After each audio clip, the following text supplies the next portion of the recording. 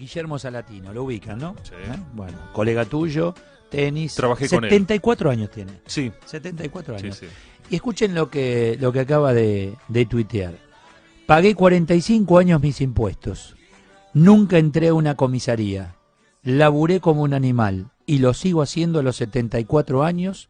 Cobro como jubilado 27.000 pesos.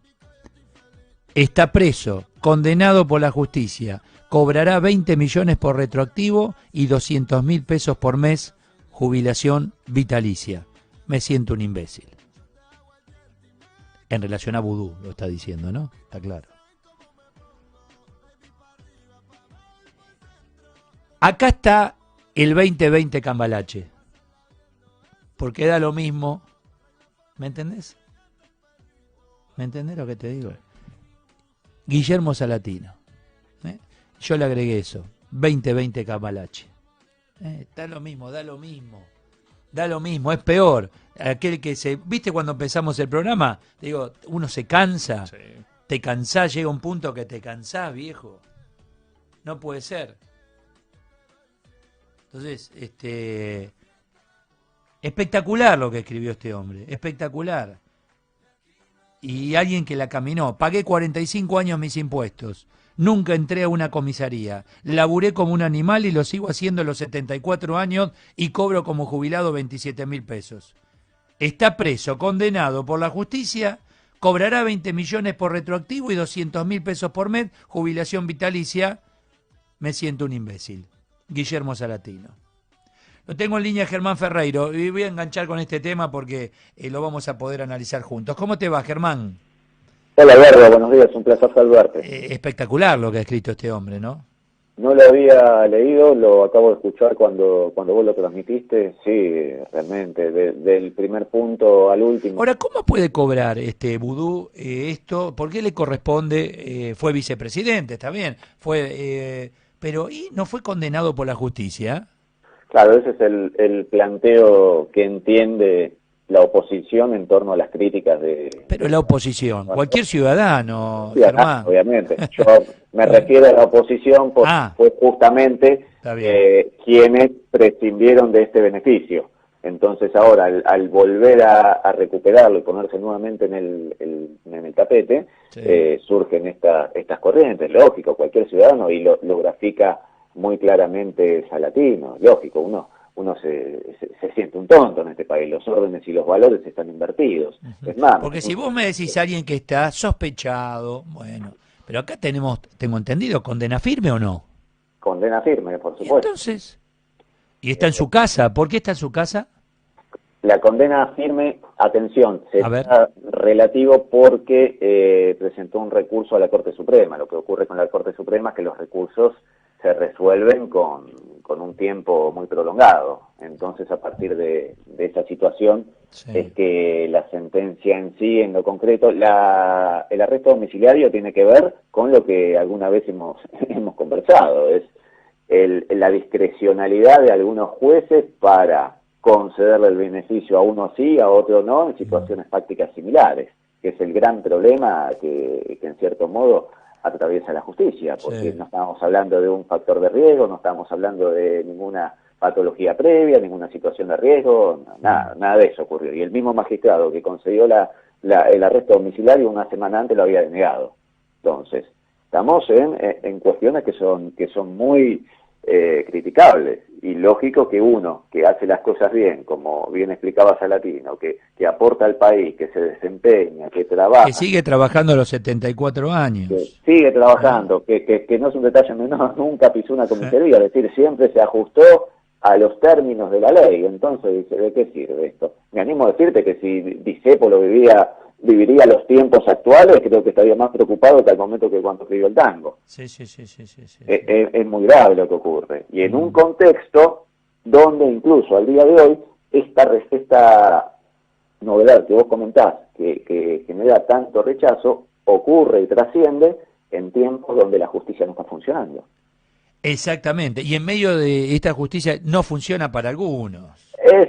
A eso quería llegar. Vos fíjate que en las causas donde se involucra el poder político, mientras todos vemos el arcoíris, nos pasa la tropilla por detrás. Sí.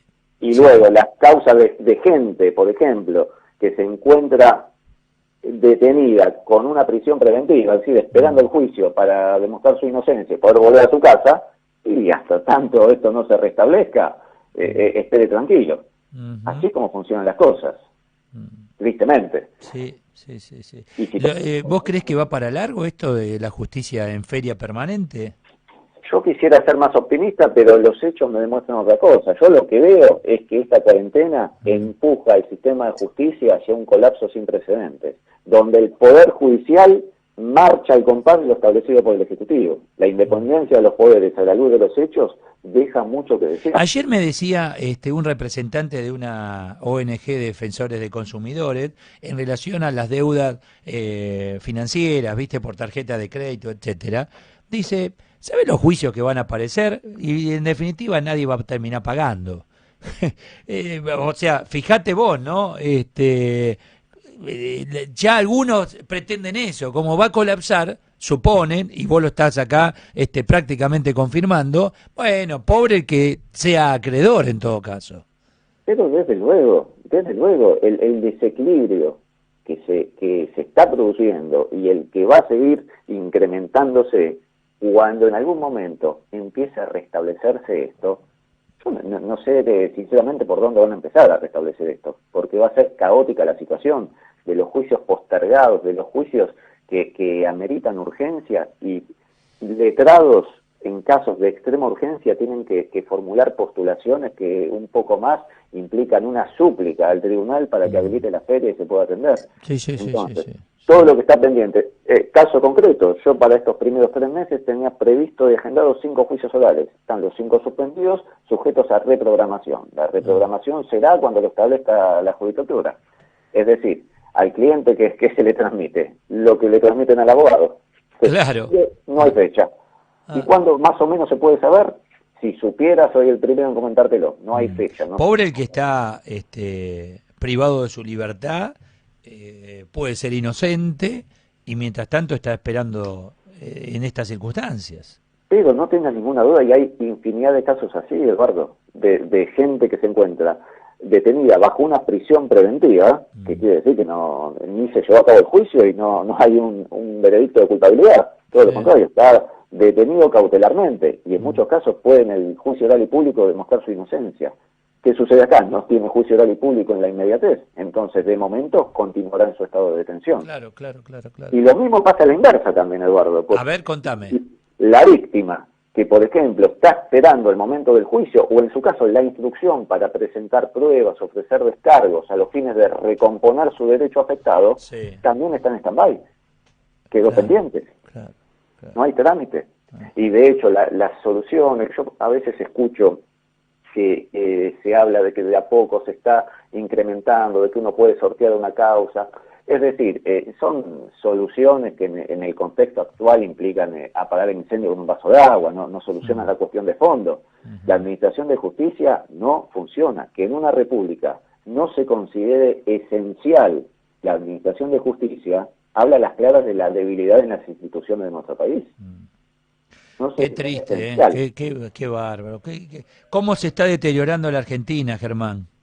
Es una debilidad en las instituciones alarmante. Me gustó eso que dijiste, mientras miramos el arco iris pasa la tropilla por atrás, la tropilla de bandidos. Exactamente. Nosotros estamos encapsulados en una burbuja, los abogados no ejercemos nuestra profesión, la administración de justicia no funciona, o en los casos puntuales que lo hace... Ahora, pero los veo muy pasivos a los abogados, porque en el fondo ustedes son también,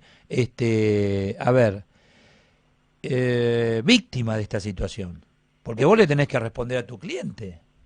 El abogado... ¿Qué dicen los colegios de abogados? ¿No tendrían que hacer un poquito de ruido? Decir, muchachos, vamos, que entre otras cosas es tu trabajo, y el que no trabaje no da solución, o no termina el trabajo, no cobra. Pero desde luego, es más, hay pedidos de abogados en distintos juicios que piden la habilitación de la feria para que les regulen honorarios, en virtud del carácter alimentario que tiene el honorario. Pero no solo eso, el abogado, al margen de ejercer su profesión y trabajar de ello, es un operador jurídico, es un factor esencial del servicio de justicia. Por ejemplo, la semana pasada la colegiatura de la ciudad presentó un amparo colectivo que aparentemente iban a comenzar a tratarlo en los próximos días. Pero Sí. infinidad de amparos de abogados, de manera individual, de manera colectiva, fueron todos rechazados. ¿Y por qué sucede eso? Porque la justicia va de la mano con las decisiones del Ejecutivo, que es lo que yo te decía antes. O sea, no hay independencia de poderes. Y da a pensar que no, porque Sí. si la justicia espera que se extienda el aislamiento del Ejecutivo para prorrogar atrás la feria extraordinaria, da cuenta que demasiada independencia en las decisiones no está tomando, lo que uno ve desde afuera, que le gustaría que sea diferente porque se puede hacer diferente, tomando recaudos, manejándolo organizadamente, una planificación más seria y que de a poco empiece a tener normalismo y funcionalidad. A pesar de todo, ustedes están en guardia permanente, ¿no? Las 24 horas del día, así en el estudio, Germán.